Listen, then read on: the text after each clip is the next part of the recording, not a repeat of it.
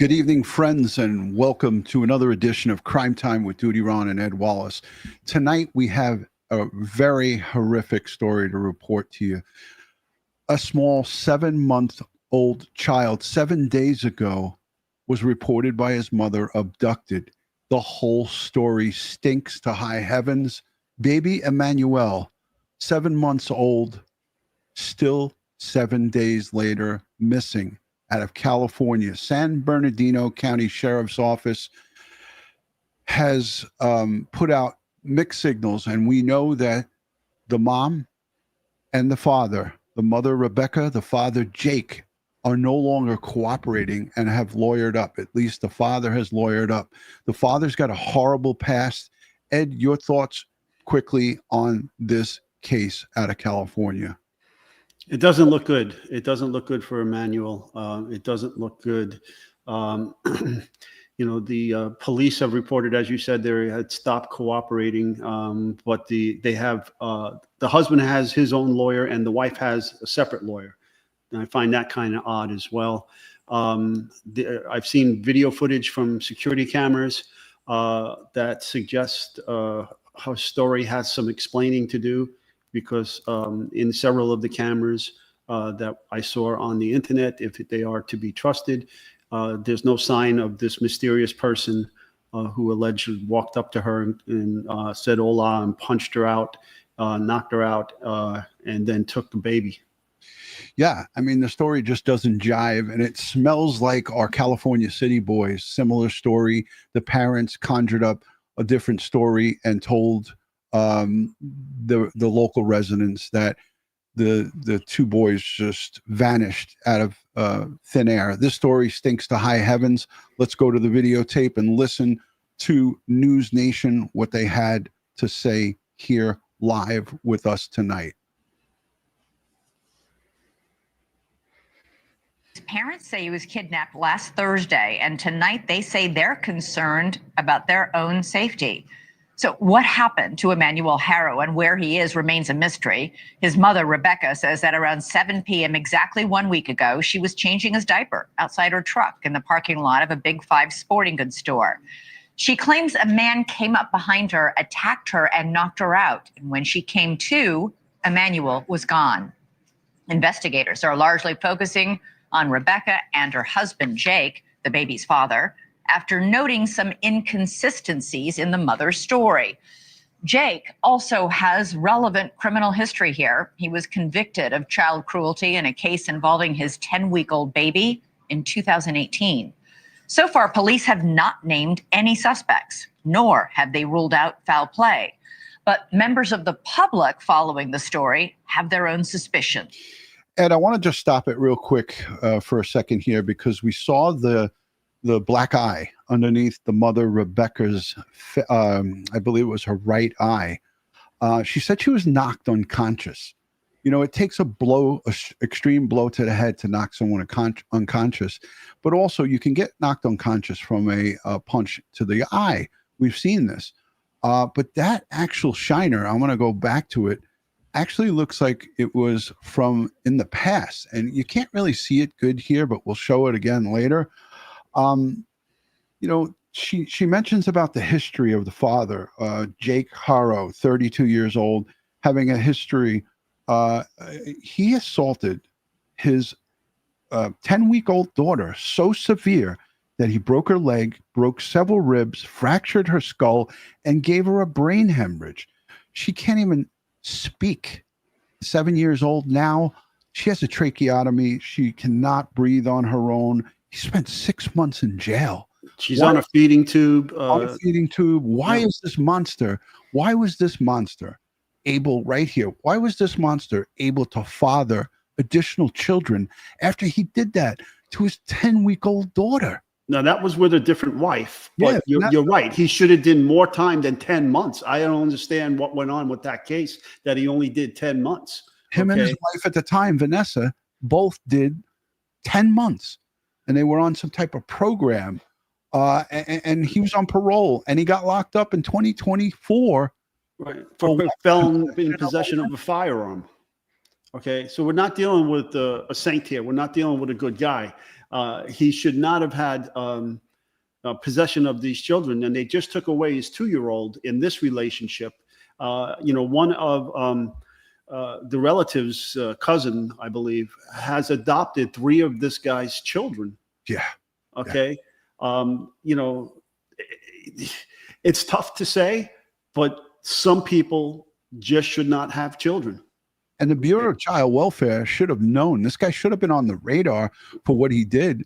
The child was brought into the emergency room. And of course, one of the required reporters, they reported to the police department and they responded and they locked both the parents up. Why in God's name? Of course, Vanessa, he was married to her. This was in 2018. They didn't get sentenced till 2023. The case didn't get resolved right away. It was going through the courts.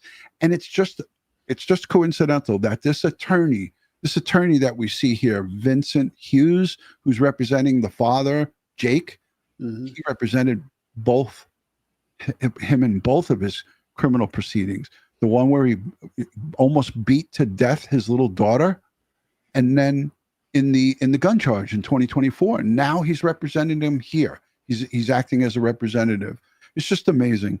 What are your guys' thoughts in the chat of why and how would the Bureau of Child Welfare in the state of California would allow this monster to have more children?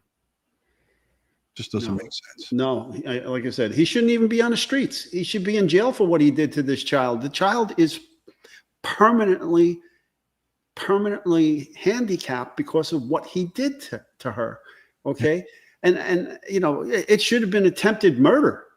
Okay. He should have been convicted of attempted murder and he should be in.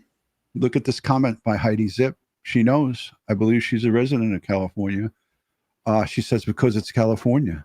Yeah, it just doesn't make sense. It's sick. Now, to the black eye. Now, she gave a press conference. Did she? When exactly did she give her press conference? The day of the alleged assault? No, the 15th. It was one day later. I have it. Okay, one day later. All right, because this is how it typically works, forensically speaking, about hematomas and bruises, black eyes, things of that nature.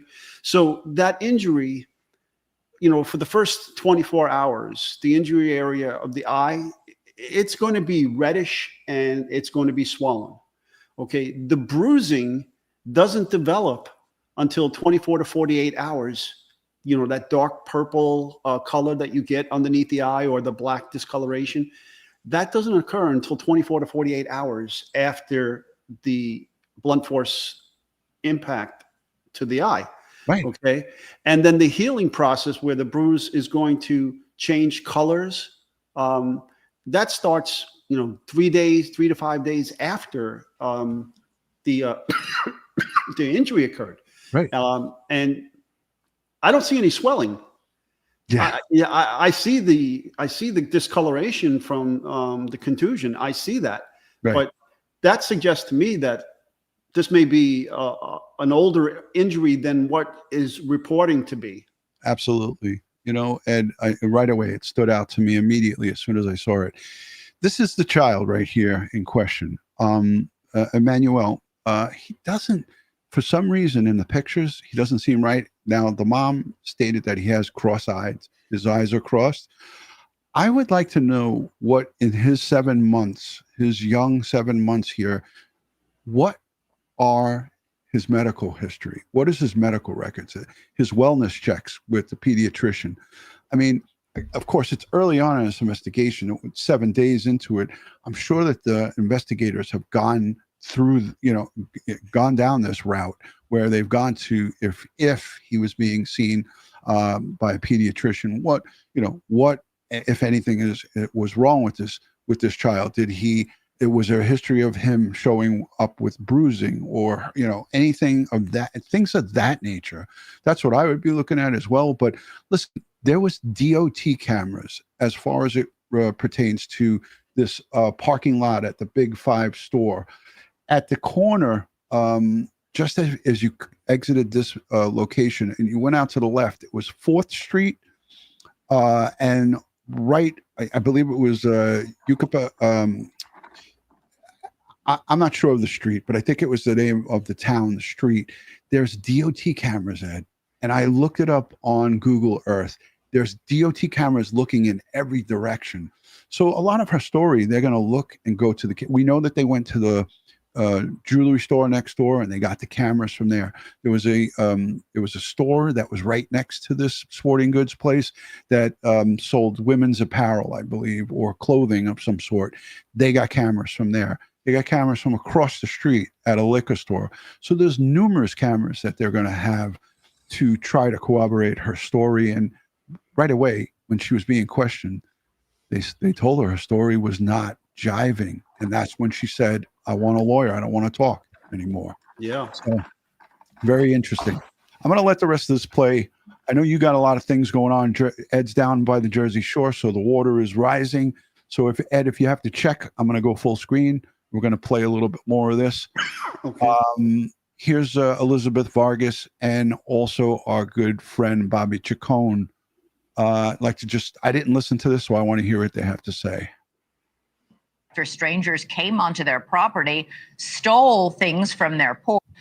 Jake also has relevant criminal history here. He was convicted of child cruelty in a case involving his 10-week-old baby in 2018. So far, police have not named any suspects, nor have they ruled out foul play. But members of the public following the story have their own suspicions. The parents say they are now facing threats. They even say they called 911 last night after strangers came onto their property, stole things from their porch, and banged on their door. Joining us now.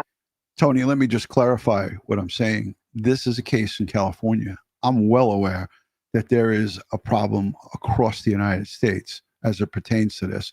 But this is more than a handful of times that we've covered cases where it involves parents that have a history of assaults on their children. And then in a short period of time, they have all of a sudden now are having more children. There needs to be a checks and balances here. And our little ones, a 7-month-old baby, can't speak for themselves. And Tony, I present this to you. It's obviously not a California problem, but I'm talking about a California case. So, I mean, you might have misunderstood what I was saying, but this is a well-documented problem from the East Coast to the West Coast. But this case that we're talking about here tonight happened in California. It's a California problem, this case. Is News Nation senior investigative producer Allison Weiner. She's been on the scene speaking with sources on the ground. Also joining us is former FBI Special Agent Bobby Chacon. Allison, I want to start with you. You've been in close contact with Jake and Rebecca Haro and the lawyer who's representing Jake. What kinds of threats is this couple getting?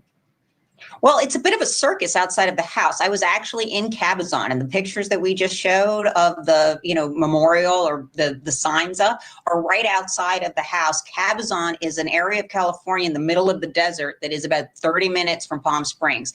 It's about 108 outside there. And I was standing outside there. There's a lot of media there, but there's also a lot of TikTokers and all kinds of pseudo interested people who are milling about. And I assume that also includes, some unsavory types. I don't assume it. I saw some unsavory types.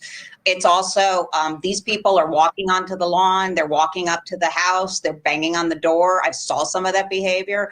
So basically, this case has generated a lot of emotion. People are very. And why did they call 911, Allison?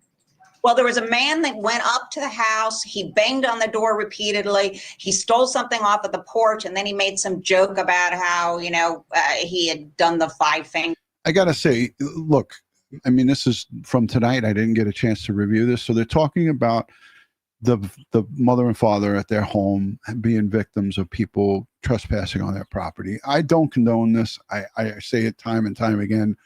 You want to sit outside at the perimeter of the property, and you want to, leave signs or here, where's the baby? Justice for Emmanuel. I'm okay with that. But when you go and you come into the property, that makes you a criminal. And I do not condone that kind of behavior. And I don't think any of us should. It's not a good look. It's not a good thing.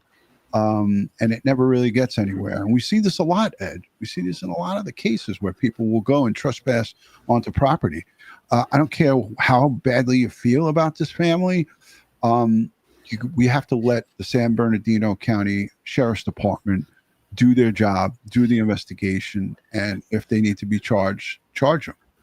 Yeah, no vigilantism, none of that, please. And if you're going to go search for this child,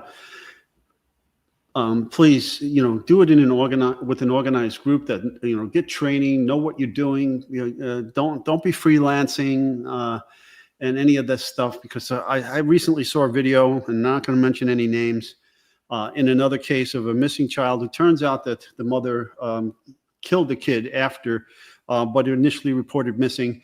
And then someone's found what appeared to be possible evidence and started touching things with bare hands and altering the crime scene and potentially putting their fingerprints and DNA all over the possible evidence. Yeah, it's not a good thing to do. So I want to fast forward this because obviously they're talking about parents being harassed and so forth. Ed, the mom was asked to take a polygraph. She declined it. Our good friend Timmy Acosta is in the chat. He's a polygraph expert. We know that they're not admissible in court, but if you are a parent that are reporting that your child was abducted by somebody in a parking lot and you were hit over the head and knocked unconscious, wouldn't you be just like, yeah, I got nothing to hide. Give me a polygraph. I'll pass that shit with flying colors. She refused to take it. Those are some red flags that stick out. Your thoughts on that? Yeah, I know that, defense attorneys would tell you not to take it, but if you were, and it's easy for me not having walked in those shoes, to say, listen, if I know myself, I'm just going to talk for myself. If I knew I was not guilty, and I'd have no problem doing the polygraph. Yeah. Yeah. I mean, let us know what you think in the chat. Again, like I said, I feel strongly that, the mom would, the mom and dad should be like, hey, whatever we need to do to help to find our sons. But because her story and this whole thing is falling apart, look, we've seen this before in other cases where the parents are like, please just bring home, or, and we know the end results there. I don't see anything good happening here in this case. This is 7 days later. This is a 7-month-old child. And I don't really feel that anybody there's no upside to somebody coming, knocking her over the head and taking the kid away. The whole story just doesn't make any sense. I wanted to go to Vinnie Politan, and he had a reporter outside the house, and the mother and father, Rebecca and father Jake, came home, and the reporter was outside the house and asked them some questions. Let's see what they said. I don't think they really answered much, but they came home with grandma, and I want to just play this real quick for you guys. Emmanuel, a 7-month-old whose mother claims he was abducted in public. A strange story that has now resulted in investigators looking at the parents. Here's the story. Little baby Emmanuel Haro is just 7 months old. His mom, Rebecca, says she went to the sporting goods store and was in the parking lot trying to change his diaper when she was attacked and knocked out cold.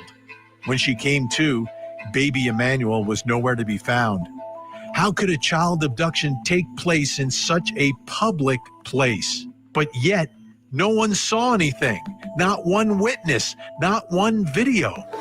Now, the San Bernardino Sheriff's Department is investigating, and the focus of their investigation seems to have shifted to Emmanuel's parents, Jake and Rebecca, who now have a criminal defense lawyer representing them. Where is baby Emmanuel, and who is responsible for the disappearance of this precious little boy? Watching this story as it's developed has reminded me of many other stories that we've covered and the dynamics. There was a case out in California, the Cal City toddlers. very similar to that. Is exactly what I just mentioned about the California City boys, Orrin and Orson West, Sincere and Classic. We'll never forget them. Their remains have never been found, but their parents were found guilty of murder in the second degree, a no-body homicide case involving 2 young boys, and that's what Vinny's alluding to here. In California City is, bless you, Ed, not in this general location, but is not too far from this. So yeah, these are this is just strikingly similar with a made-up, ridiculous story, and that's what we see here. The story does not make sense. In the way we first learned about the story, and we learned about the disappearance of the child. In that case, it was the mother and father came out and were telling their story and answering questions. Well, the same thing happened in this case. Baby Emmanuel, gone, mom and dad standing out there, and I don't think they've necessarily spent a lot of time in front of cameras and microphones and the media and the public, etc., but telling their story and answering some questions. So let's begin there. Let's take a look at baby Emmanuel's mom and dad. We come to you guys asking you to help us find our son. He was abducted last night from Big 5. Somebody struck my wife while she was trying to change his diaper. And we just ask if anybody knows anything to please contact Yucaipa Police Department. Don't hesitate, just call. His name's Emmanuel. He's 7 months. He's 7 months old. Haven't been notified of any information yet by local authorities? No, we have not. They haven't told us nothing. They said they don't have any major updates. Do you guys plan on doing a local search of your own? We are. Yeah, we at have 4 o'clock here at Yucaipa. the community set up a search party at 4:30. So we're ready to just ask you guys if you can help us. Please. This is what he looks like. And I want to say something, Ed. The people of the community in the Yucaipa area were gung-ho with helping them. And what you see in the background, this is August 15th, it says it right up here on the right-hand side, is all community folks that came out. There was even a contingent from, I believe it was the Uvalde Foundation. They were willing to come out there and help them, even put up a $5,000 reward. And they quickly withdrew once they received information from the police that there was inconsistencies in the mom's story. So again, the people of Yucaipa, they came out and they want to find baby Emmanuel, and they were ready to help. But this is the last time these parents were seen in public. These are the last time mom and dad were together requesting whoever allegedly took their son to return them. And the story, as we said, is just, it stinks to high heavens. It's hogwash. So that's where we're at here. And Ed, I wanted to go with you after we play the rest of this to talk about the dumpster, which is not a far distance from the home, which from the Yucaipa location where she went to the sporting goods store back to their home is just 26 miles. So this dumpster was a short distance in between the home and here. I think it was closer to their family home. And they took items out of that dumpster and they searched the backyard of the home. And their home is in a rural, very, mountainous area. It actually looked like it was kind of flat. And we'll show an overview of that. They had cadaver dogs go out to the home. They were inside there. They took probably their tech, which we understand the cell phones and so forth, were given over to the detectives. They got they got warrants for them, which is obviously the right thing to do. Ed, you and I know, you don't go with people like this by saying, oh, yeah, you could take our phones. It's okay. Here's our passwords. I'll sign anything. That doesn't work out once they get locked up. So they did it the right way, and I think that was a good thing. Let's listen to the rest of this, and then we'll talk about a little bit about polygraphs because Timmy Acosta is going to join us in a few. It's just a baby. Just give our son back, please. He was wearing a black onesie with a Nike swoosh on him. If you know anything, please come forward. Please bring us back our son. We're safe. So that was the day after, right? So baby is reported missing, reported abducted the night before, and that's the following day, August 15th. And that brings us to the first question in our investigation, which is, what are baby Emmanuel's parents saying now? Now we're a few days into this. The investigation has begun. What are his parents saying now? Here to help answer that question, Court TV crime and justice correspondent Matt Johnson, who is live outside the San Bernardino County Sheriff's Office, and freelance journalist Brandy Carlos, who's been on the scene and covering this story since the beginning. Thank you both. Matt, let me begin with you. What are they saying now? I understand you went to their house today. Not saying much, Vinny, and that is quite the contrast from 6 days ago when this incident first took place, according to the mother, over at that Big Five Sporting Goods, when the 7-month-old baby Emmanuel, was ripped from her arms and she was beaten unconscious, according to her. Well, sheriff's deputies here at the San Bernardino County Sheriff's Office here behind me, I have been in touch with them all day. They are pleading, asking for this family to come back to the table. They have since lawyered up and not answering their questions and not answering our questions. I want to show you what happened at their house earlier. This is the rural community of Cabazon. So we're located just off of the 10 freeway where the family has lived for several years. Right behind the home is the 10 freeway that links Los Angeles to Palm Springs. This home and the property has recently been searched by authorities. The family has lawyered up, no longer cooperating with police.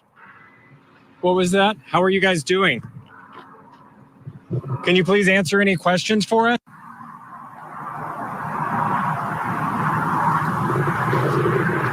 Can you please answer any questions? Do you guys have any information about the baby?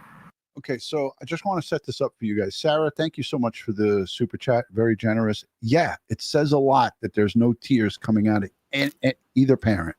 The two parents just got out, Rebecca and Jake, and this is Rebecca's mom. I have a video of Rebecca's mom the day after as well at the parking lot of the Big Lot 5 store. And she made some statements that are interesting, but let's listen. Matt Johnson is yelling things to the father right here, to Jake, and he's holding something. It looks like whatever, a plastic bag, and he says something back to him. Have police updated you guys at all on the investigation? Can I get his information, please?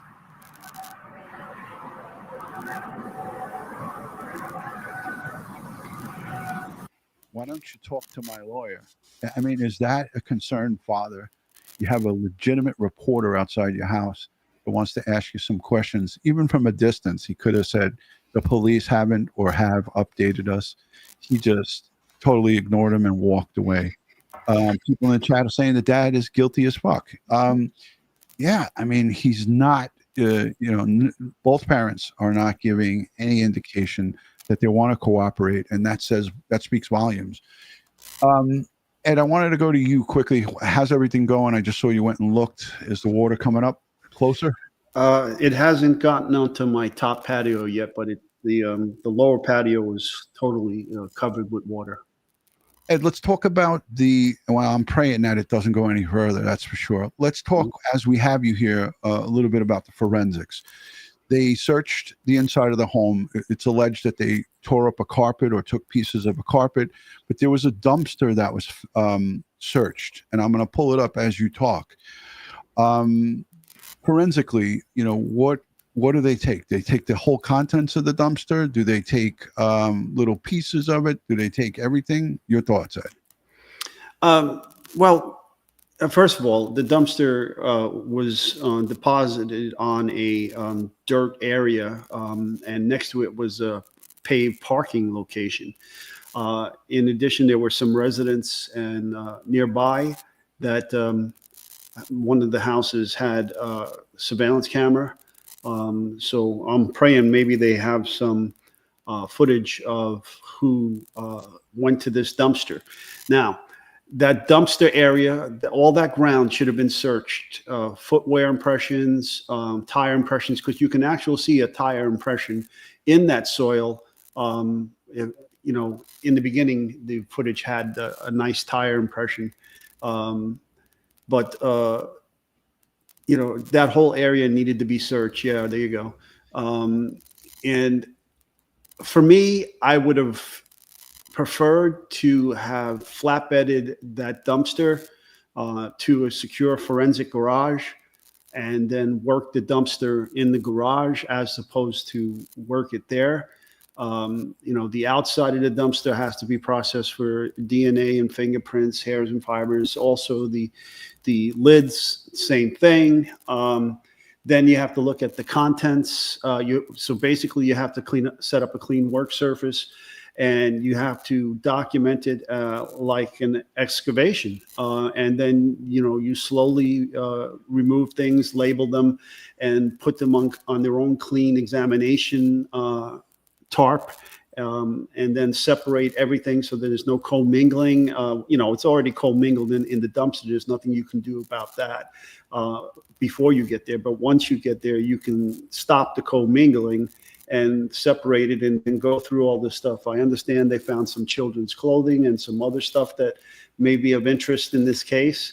And now they're going to look at that. If they're going to package that clothing up correctly in paper bags for DNA and run it to the DNA lab to see if they can extract DNA from that. We're going to look for hairs and fibers as well. You can get the parents' hairs and fibers, the child's hairs and fibers, and so forth. And then you can get your DNA. And if they match it back, then they'll have to explain this. How did this get here? And then hopefully there's going to be a lot of digital forensics here. There's going to be a lot of cell phone dumps. You know, Celebrite is going to be used on all these phones. You're going to get the infotainment system on the vehicle. You're going to get GPS information. There's going to be a lot of data that has to be looked at. And then there's going to be traffic cams and other camera information.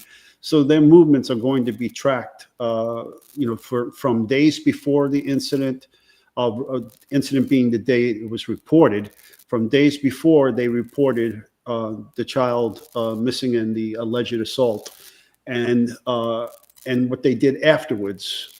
So everything is going to be run down to ground, and I'm sure this is going to develop into a solid case. And they're going to do victimology. They're going to go back to see, you know, when was the last sighting of this child, Emmanuel? Well, when was the last time he was seen alive? Because it said, and I don't know if this is 100% confirmed, but it was said that nobody at that football game even saw the kid. They're going to look at all of that. They're going to track down the people that were at the football stadium and ask to see their phones and any photographs taken, anything that can document her presence there and the child.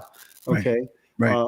So, like I said, all those movements are going to be run down. Now, search warrants conducted at the home, out at the home, and they, in addition to those search warrants, they came out with the dogs. You and I both know, and Timmy Acosta is going to join us in a minute. When they bring out cadaver dogs, they're looking for scents of human remains. They're not using a bloodhound. They were using a dog to search to see if the kid was somewhere and it was unable to be, you know, unable to move or something like that. This is a 7-month-old child. They brought those dogs in there to essentially rule out any human remains on that property. And there was no digging. I didn't see any indication of any digging or excavating. They wouldn't just do it randomly to excavate the property. They'd have to have some cause to do that. So, but they spent a great deal of time out at that house over the weekend, allegedly cutting out a carpet. Now, they didn't confirm that, the police, but this is what's been talked about out there. Why would they cut out the carpet, Ed? I don't know. Maybe they found some signs of blood on the carpet. Maybe there was vomit or some other bodily fluids that could have been on the carpet, and so they wanted to bring it back to the lab for further analysis. They could have performed some presumptive tests out there and gotten some hits on the presumptive test. Now they want to do confirmation. Yes. And I read also, too, that they went out to a Lamb Canyon landfill, which is the landfill of where that dumpster and the garbage was removed to. So I don't know how much they did there, but this was from a Los Angeles news outlet, and I read that. I want to talk about polygraphs. For those of you in the chat, how many of you guys are interested in this? We have a polygraph expert who's a great friend, retired NYPD first grade detective. He's the reason Ed Wallace is on this show, and he hates when I do that.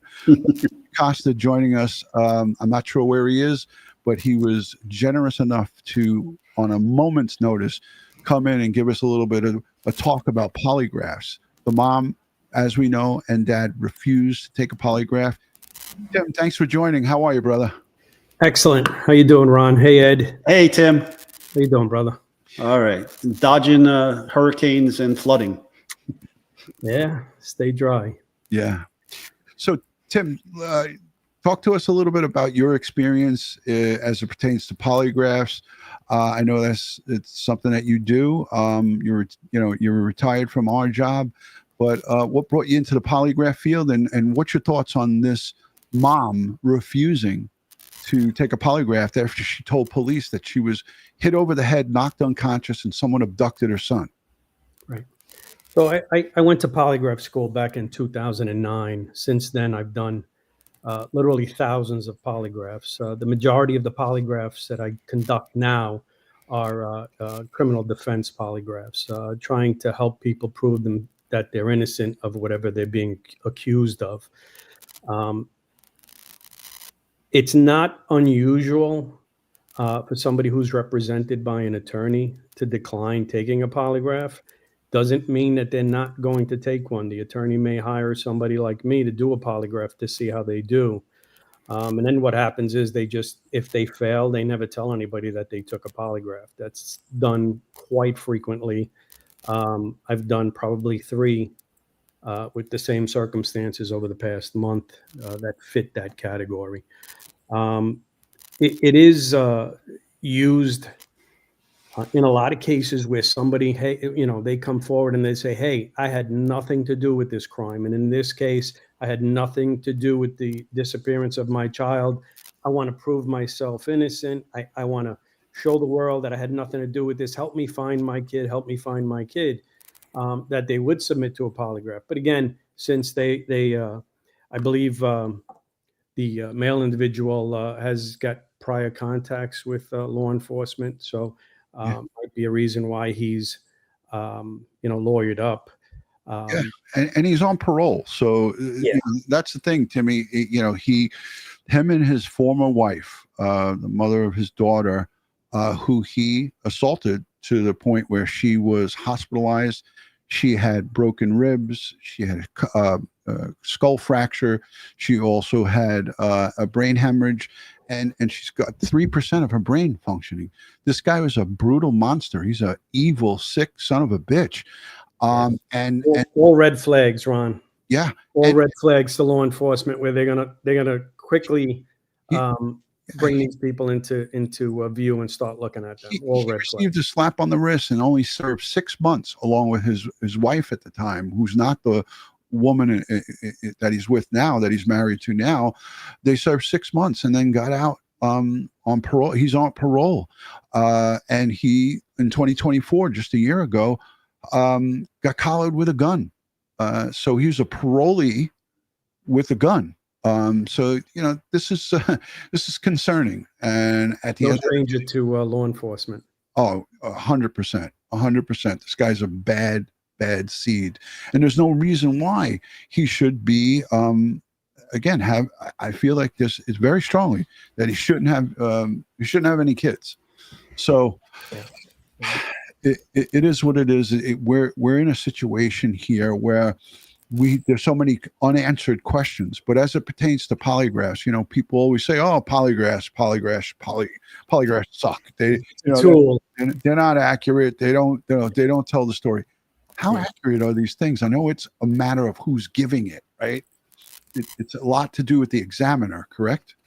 It is a lot. It has a lot to do with the examiner. I have 2 cases right now, one of which I have a court order which will allow me to bring my polygraph equipment into Rikers Island and conduct a polygraph. I'm probably going to get that done over the next week or so. I have another one that I'm waiting for the judge to authorize it. I try to explain to people all the time. They'll ask me, well, how accurate it is, how accurate is the polygraph? Why isn't allowed in court? Is it allowed in court? The standard answer is that it's not allowed in court. That's the standard answer. But I've testified in court regarding polygraph. I know other cases which have been allowed in federal court regarding polygraphs. Right. So it's really up to the judge whether or not the judge will allow it. Most of the time, the prosecutor or the district attorney's office will look at it. They're going to look at the examiner to see what their qualifications are to make sure that they're legitimate and they have an expertise in polygraph. They're going to take that. They're going to look at the entire polygraph process. Everything gets wrapped up. All my charts, audio, video, everything gets sent to the district attorney's office or the prosecutor. They will do a quality control of it. They'll have a legitimate polygraph examiner take a look at it to make sure things were done correctly, to make sure that the question formulation was correct. All of the proper protocols were followed. Once that's done, a lot of times in cases that I've been involved in, several have been robbery cases where the police just happened to grab the wrong kid. Right. And they were identified by the victim. The victim mis-ID'd these individuals, and they just happened to say it was them, and it wasn't. In 2 separate cases that I did in Queens, both robbery cases, both of these cases, the district attorney's office deferred prosecution. Because of the polygraph. They looked at the polygraph. Now, don't get me wrong. They kind of knew something didn't smell right with the case. Right. And it was a case. Both of these cases were, victim identification cases. Right, so right. with victim identification cases, they can be off sometimes. And in these cases, it didn't smell right to the DA. So the DA used the polygraph and deferred prosecution on both of these cases. Let me ask you something, Tim, as it pertains to the mother, Rebecca. If they were to administer a polygraph in a situation where they wanted to just see if her story was legit, like, hey, to ascertain if this story was a conjured up story or if this kid was missing for days in the past, because as we know in these cases, the families, a lot of these times they make up a story. So we saw it with the California City boys. They were murdered some 3 or 4, I think they reported them around Christmas time, and the murders, the alleged murders, and they were convicted of the murders without the bodies being recovered, happened in September.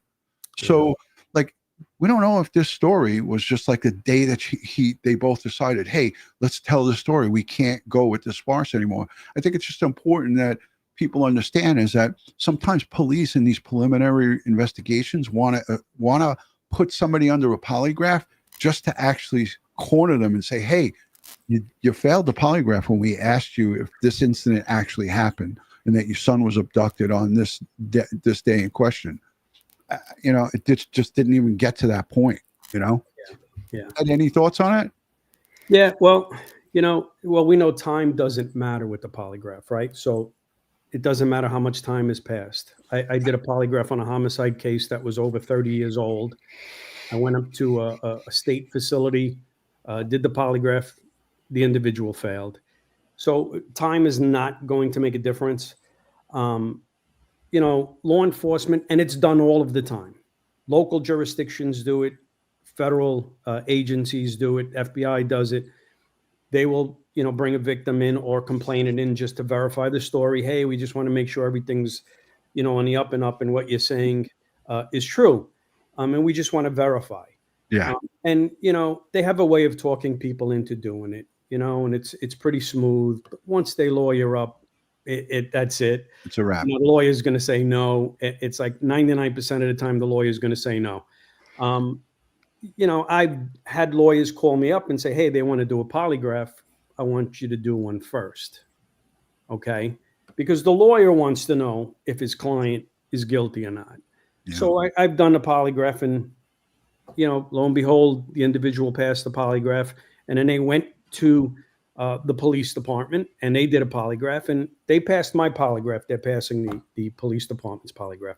So, law enforcement, they do use polygraph as a tool. It's used as a tool all of the time to help them with these cases to verify the information. Now, keep in mind in this case, right, it is possible that she had nothing to do with the crime or the disappearance. And he did. And he did. And was using her and her story Right. to present it to the media. Oh, look, she's the victim. She got beat up, when in fact he probably beat the shit out of her and, killed, God forbid, killed his son.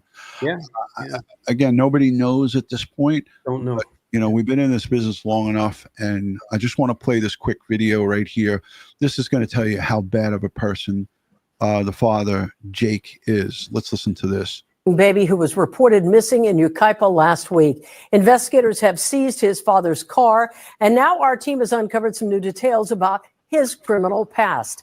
NBC4's Amber Frias live from Yucaipa with what we found in court documents. Amber. Hey, Colleen, I was able to get the arrest warrant filed for Jake Haro in a child cruelty case from 7 years ago. The case involves a 10-month-old baby girl. It names Jake Haro and his then wife. It also details the severe injuries this little girl suffered under their care. This morning, no one is answering the door at the family home of missing 7-month-old Emmanuel Haro. The San Bernardino Sheriff's Department says Emmanuel's parents have stopped cooperating with investigators. Hopefully we can find him soon. And it's just very heartbreaking. Outside the home, community members continue stopping by, showing support for the search. Well, for one, it's incredibly sad. I'm a mother and I have a small child of my own, so it hits home. It's been nearly a week since Emmanuel's mother, Rebecca Haro, reported he was kidnapped after she was attacked outside a Big Five store in Yucaipa.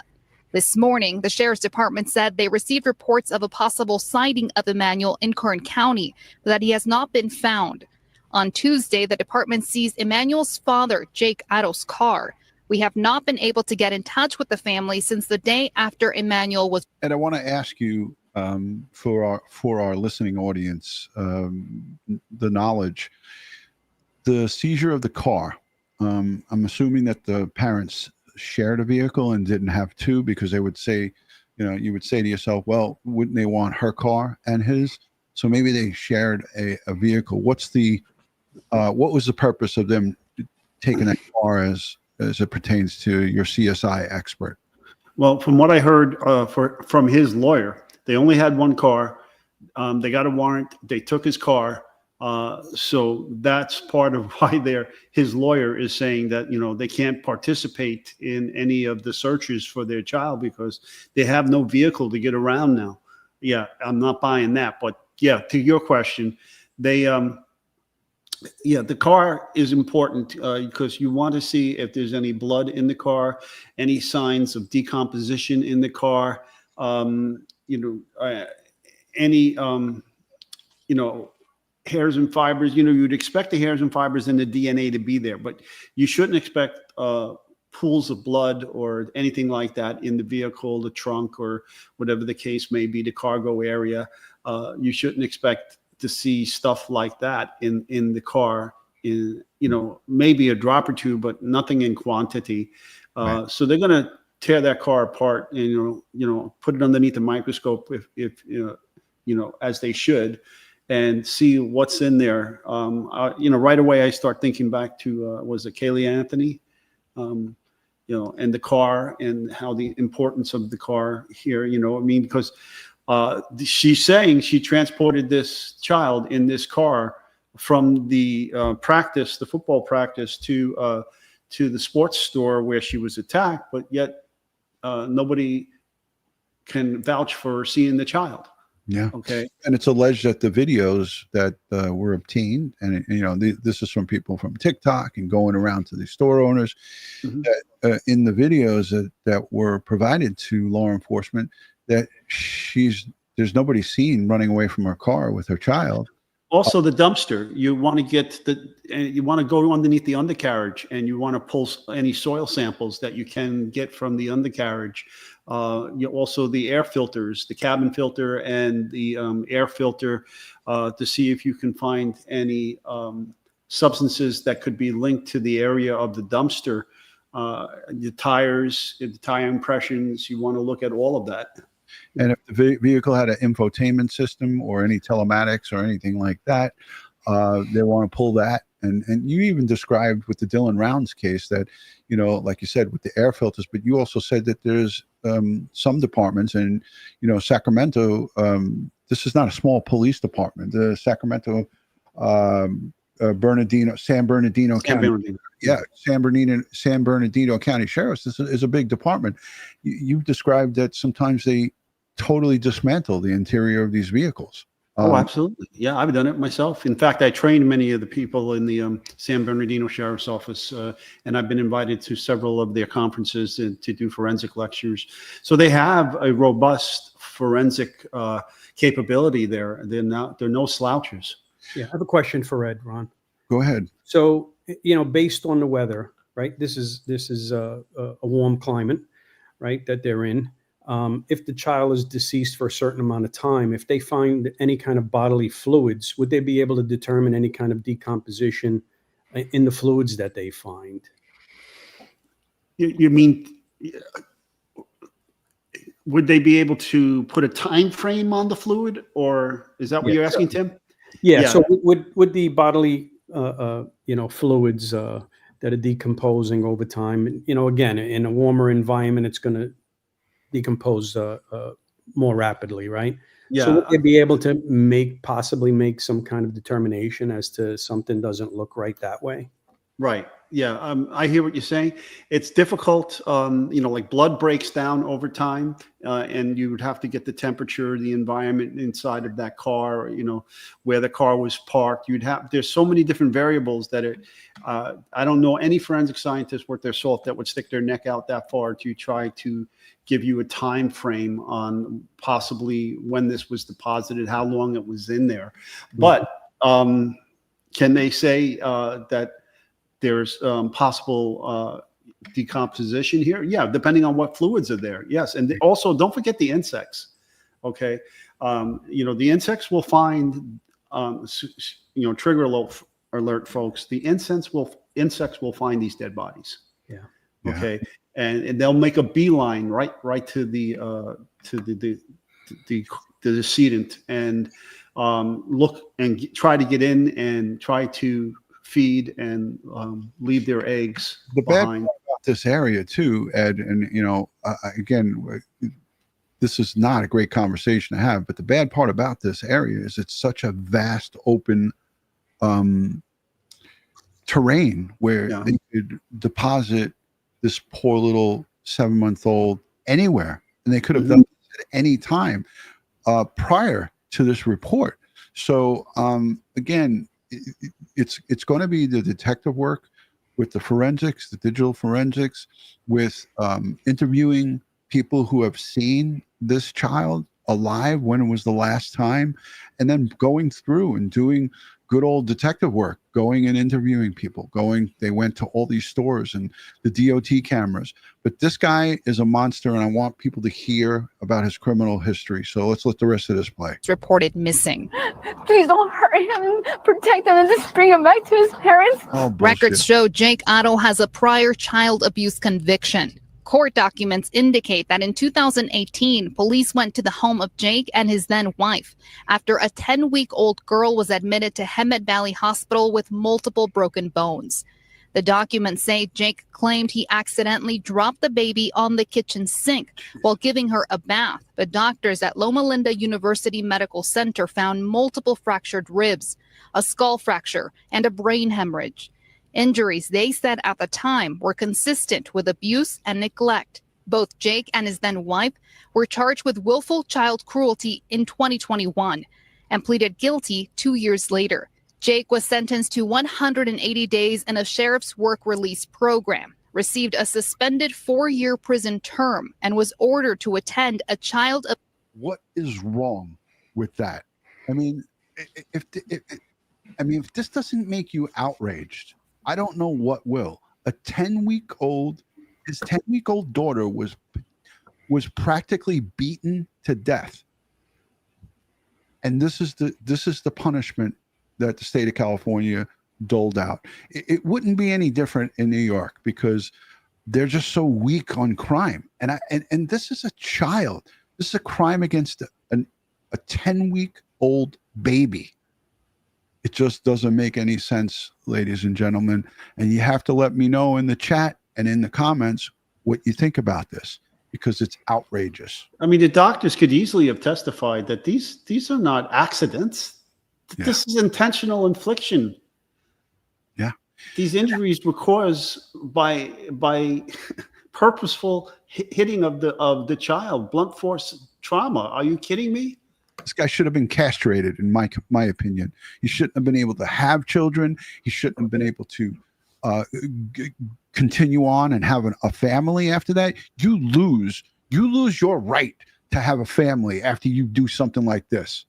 And listen, at the end of the day, it is what it is. This monster was able to roam the streets and have children. Look, he was caught with a freaking gun in 2024, just last year.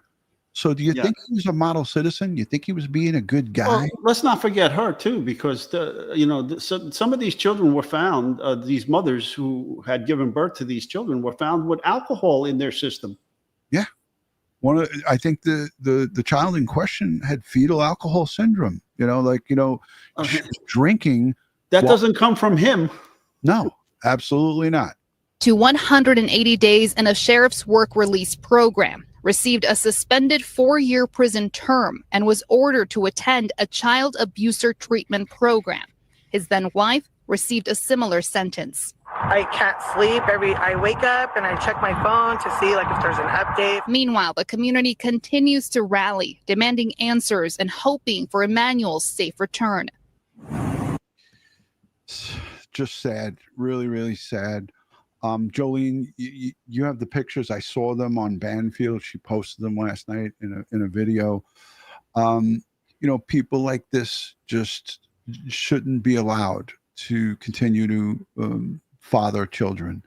But at the end of the day, this is the world that we're living in, and it's really, really horrible when you think about it.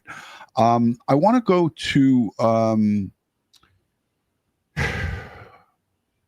I wanted to show the intersection where the DOT cameras are, because this is going to be interesting for us to hear at a later date. Just down the street from this location is multiple DOT cameras, and I'm going to put it up. Ed's looking at the potential flooding, but let's look at this. This is just if you exit the parking lot of this big lot, the Big Five store, the sporting goods store. So this is the intersection. There's a DOT camera right there. Let me see if I can zoom in. Hold on. So there's one up here. If I go a little forward, you'll see there's another one. What did I do? Anyways, there's 4. I'm getting back to the intersection. There's 4 DOT cameras at the intersection, looking each way. And this is, again, looking back. And they're up here on the poles. I'm not sure if you guys can see them. I know I screwed up, but right up here, right there, and then looking back. This is a look back towards that, the Big Five store, the parking lot. There was cameras inside of the store that videotaped through the glass out into the parking lot and shows her vehicle pulling up, but nobody getting out and nobody approaching it. Yeah. I saw it. Lauren from Hidden True Crime posted it. I'll show it right here. Man and woman who were So shout out to Lauren. There it is right there. This is that Bada store. If you back it up a little bit, you can see the car pulling in, and you see the timestamp. Right there. 1946. There's going to be a lot of digital forensics here, folks. Cell phone information, infotainment systems, and these video cameras. If the San Bernardino Sheriff's Office does their job correctly, which I believe they will, they're going to track down all the routes possibly taken with this vehicle. Her car was parked right there at the end. And then what we just were looking at were from the cameras inside this store. And the cameras are up here in the windows looking out. There was that TikTok guy who went in here, interviewed to the store clerks, and posted that video on his TikTok channel. But again, a lot of, and you know, there's Tesla vehicles that could be on the road or parked in this parking lot at the time. They have that Tesla vision cameras. 360 degrees. Correct. And they also take video when they're driving. So, you know, these are all things that the investigators will be looking at. But this case, unfortunately, is not going to end good. I could just tell you right now. But I feel strongly that the San Bernardino County Sheriff's Department, Ed, you said you trained with them. Yep. That makes me happy that you trained with them, because Ed Wallace is a man of precision and knowledge. So if you trained them, then they got some good, some good training from you. I don't know how long ago that was. Hopefully it wasn't too long ago. No, not long at all. I trained their death investigators and their crime scene investigators. Let's go to the chat. It's fair to only do that. And I want to thank everyone who's given super chats, the moderators. We love the replay viewers. Tim, you changed your name to Tim Silver. Is that because of the hair, Tim Silver? Yeah, no, I have this hobby that I'm really into, metal detecting, and I'm concentrating on finding silver coins. So, all right. Jeff from Wyoming, our good friend Jeff, a happy belated birthday. He had a birthday on the 11th. Jeff says he's a sperm donor, not the dad. So, yeah, we keep referring to him as the dad. Listen, how many times have I said it? Any idiot can make a kid, but not everybody can be a parent. Correctamundo. All right.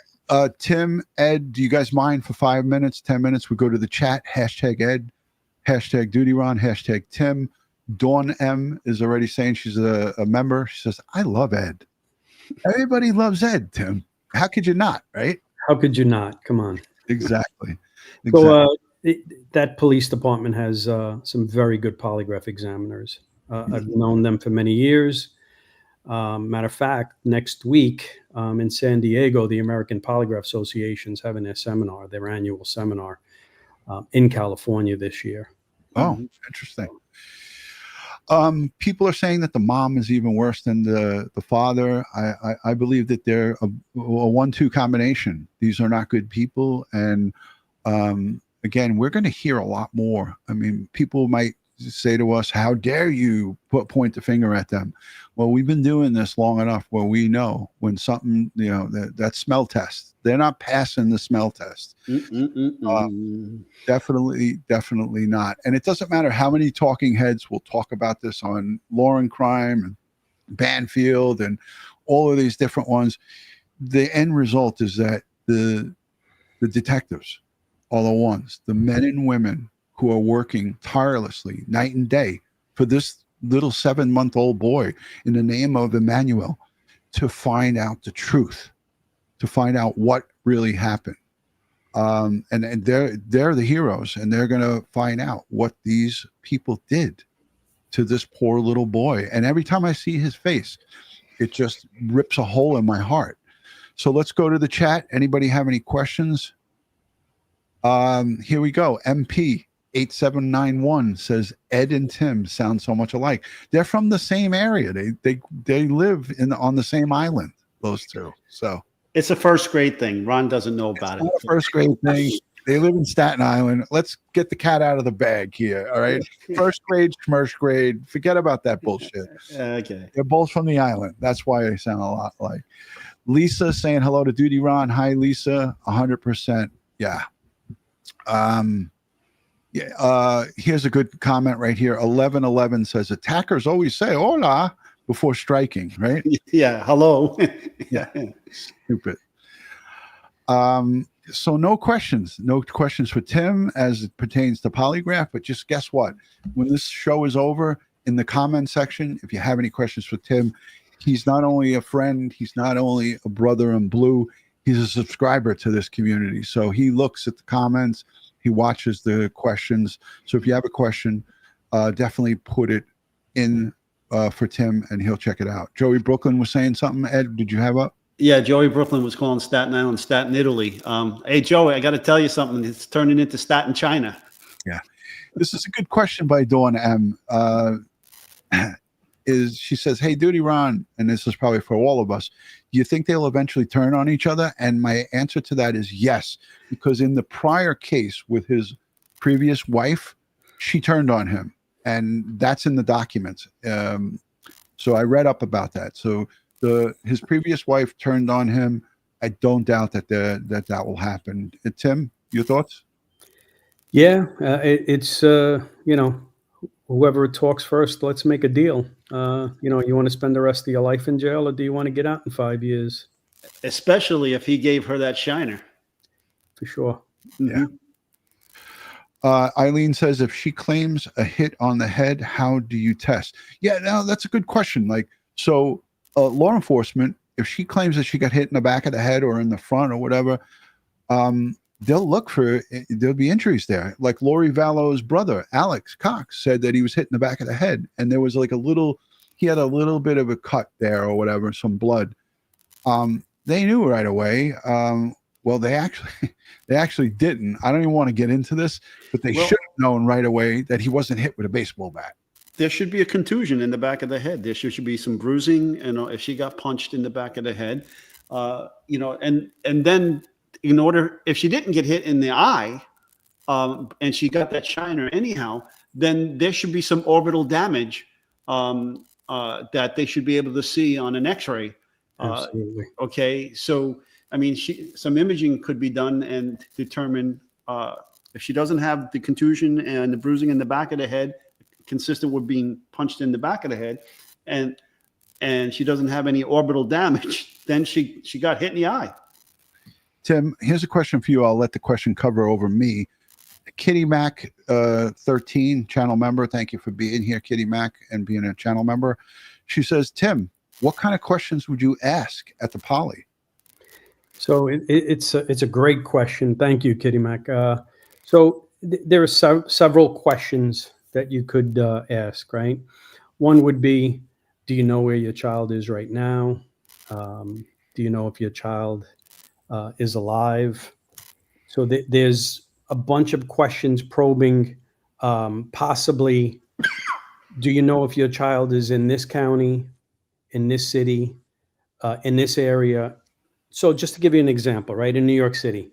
So if a crime occurred in Brooklyn, let's say, there's 5 other boroughs, we could actually break it down and say, okay, do you know if your child is in Brooklyn right now? Do you know if your child is in Staten Island right now? Do you know if your child is in the Bronx right now? So there's different ways you could ask the question on a test to try to get reactions to bring you into a certain area. I've seen polygraph examiners actually use a map that are broken down into grids when you have more of a confined location, a targeted location, and then you can ask, hey, do you know if that your child is in zone A? Do you know if your child is in zone B? Right. Meanwhile, they're looking at the chart, so they know. Huge question. One of the main questions is, do you know where your child is right now? If they know that child is deceased, if they know that child is, the last place that they saw it, where they dumped it possibly, they're going to react to the question. So what a polygraph examiner is looking for, when I say react, polygraph examiners are looking for significant reactions to the question.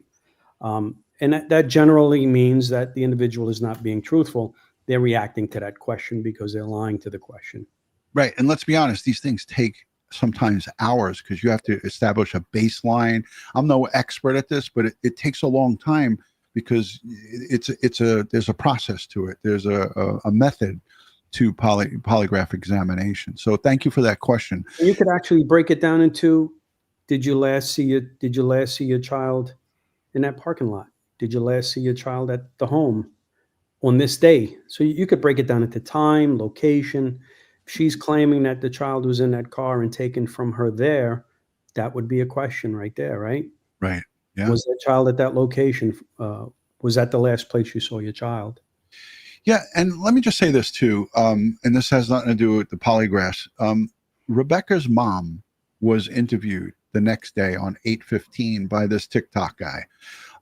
Now, we don't know anything about his family, her family. I don't know anything about these people.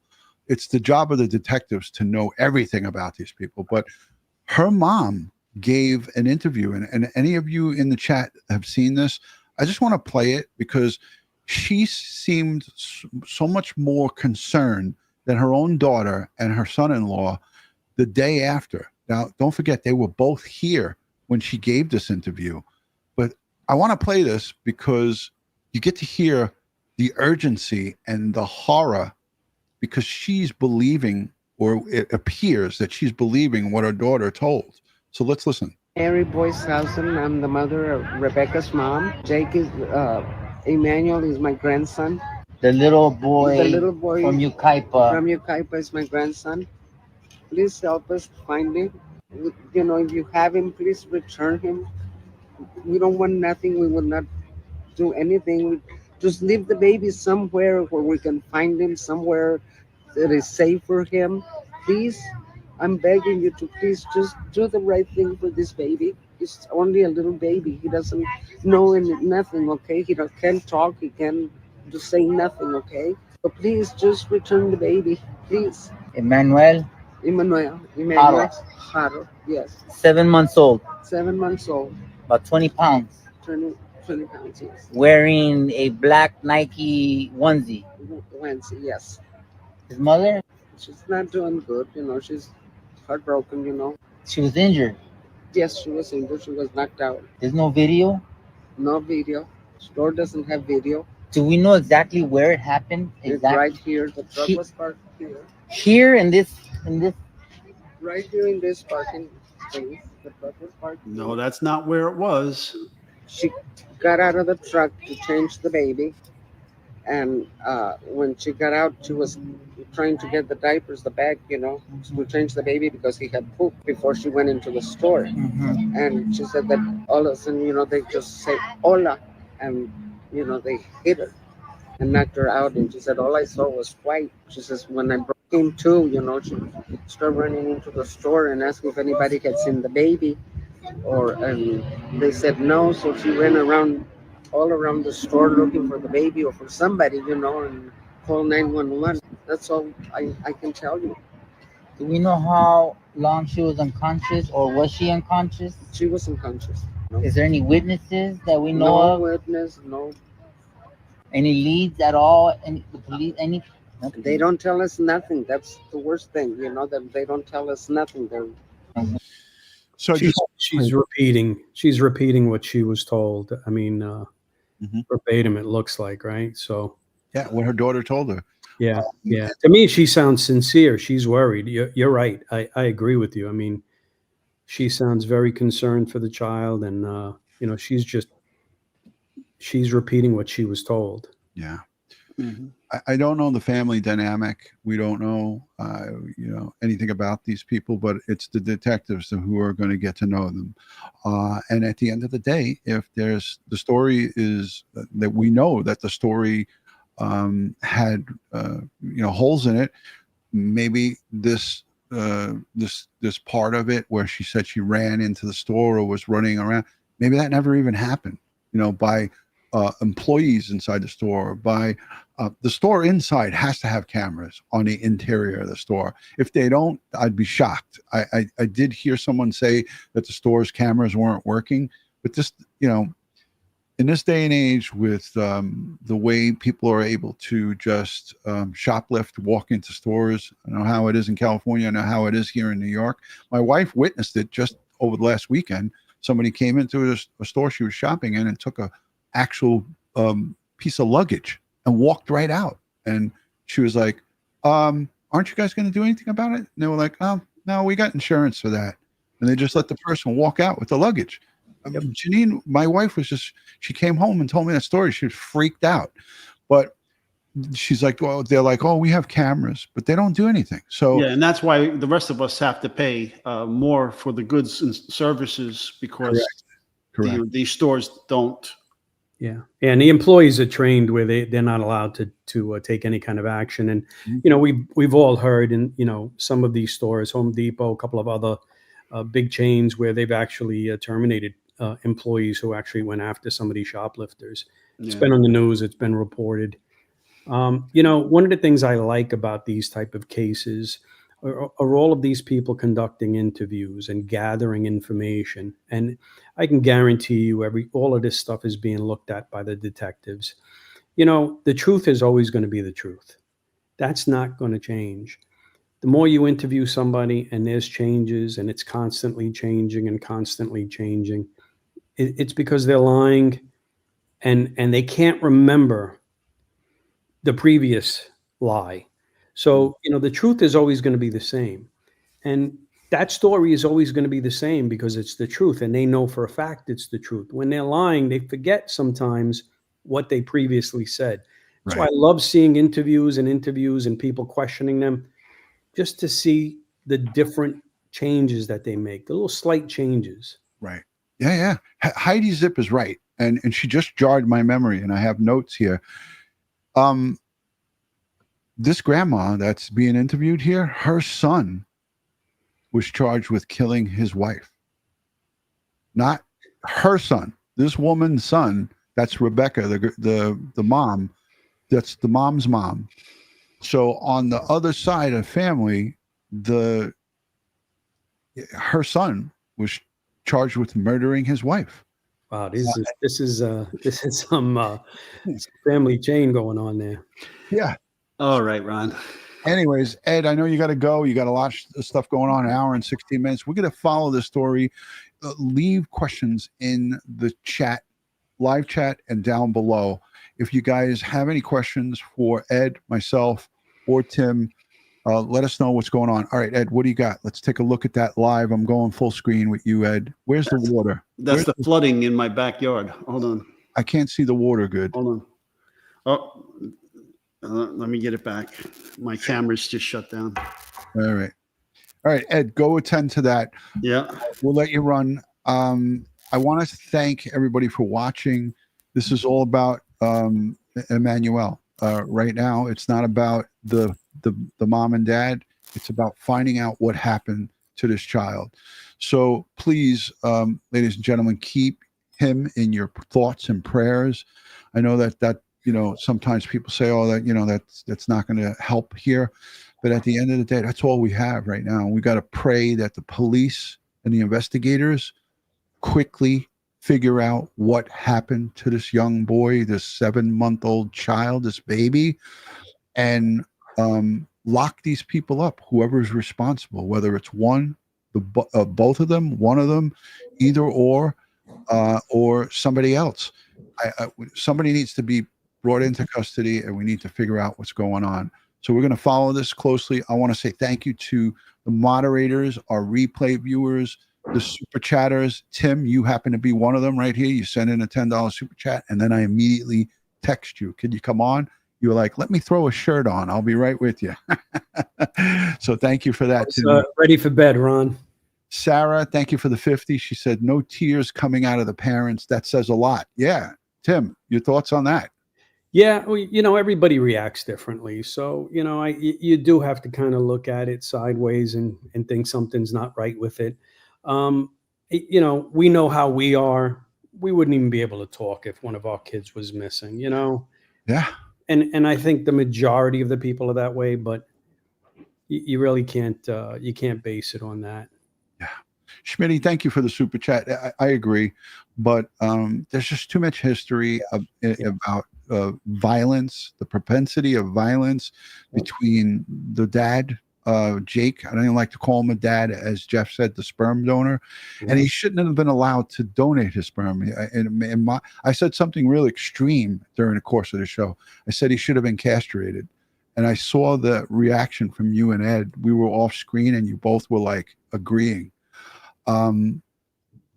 Somebody like him should not be able to be a father after what he did to his daughter at only 10 weeks old. She's now a 7-year-old in a wheelchair. Yeah. Do we know if there's any ACS cases or anything on this, you know? Yeah. See, we don't know. It's insanity what goes on, you know, and the children, the ones who can't speak for themselves. You know, when you see crimes against elderly and crimes against children, and folks who can't fend for themselves, it's some of the worst crimes that you could ever imagine. Emily, thank you for gifting a membership. And Jeff, thank you for being a member for 28 plus months. He says, Ed, be safe. Can you tell us what you would do if you got the call to search the house? Basically, this is old. I walked Ed right through the search for the house. Yeah. So I appreciate that. Lisa, thank you for gifting a membership. Aunt BB2, a member for over 35 months. I'm sorry, not sorry for this piece of shit. Shouldn't have been around any children, any child. Agreed. And he shouldn't have got 6 months and a slap on the wrist. Mo Preciado, thank you for being a member for almost 30 months. Love you all. In her first interview, she slips up. Listen, it's only a matter of time before one or both of them are put in handcuffs, and we may see that soon as tomorrow. Laura, thank you for being a member for 10 months. All the stories. I love what you both do for us. Well, we appreciate you being here, and thank you for being a member and a good friend. Jennifer Nobles, this girl, Jennifer Nobles, is one of the kindest human beings I've met in my entire life. She puts her heart and soul into everything, and she's the reason why I got involved with the bulletin boards, the billboards for the boys in California. She was on the news. I saw her on the news. I was covering the case. She put up $1,000 of her own money for 1 month for the billboards, and I started fundraising, and we did 15 months, $15,000 for those boys. They were missing in California City and Bakersfield, and ultimately were murdered by their adoptive parents. So Jen, I love you, and I thank you for being here. A platinum member for 52 months. So thank you for that. Eileen, thank you for being a member. And she says, if she claims a hit on her head, how do you test? There's many ways to look at it from a medical standpoint, and we covered that and talked about it. Kimberly, thank you for becoming a new member. Beamer, always good to see you. Hopefully you're feeling better. Yes, Jake and the mom, worthless pieces of shit, worthless people. Cat H, thank you for being a member. Love for Emmanuel. Yes, amen. Amen to that. Tim, any final words as we part out of here as it pertains to this case? Just got to wait and see what law enforcement does. Like you said, I agree with you. I think it's just a matter of time. I mean, for them to lawyer up, they know they're being targeted. They know they probably said something that the police are looking at sideways because they said it and the police picked it out. So I think law enforcement will make a move here pretty soon. I agree with you. Yeah. And Ron, you got to let me know when you're ready to take a polygraph. Maybe we can get together and I can we could do it to you and show your audience. I would love to do an on-screen live polygraph because A, I've got nothing to hide, and B, I think it would be awesome. Who here would love to see DutyRon polygraphed up?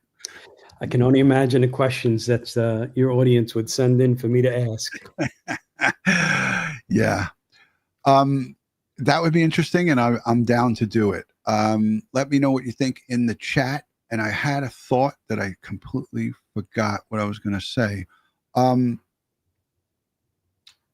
might have been in regards to polygraphs. It sucks getting old, Tim. It sucks getting old because you lose your thoughts sometimes. All right, guys and girls, I want to thank you for being here.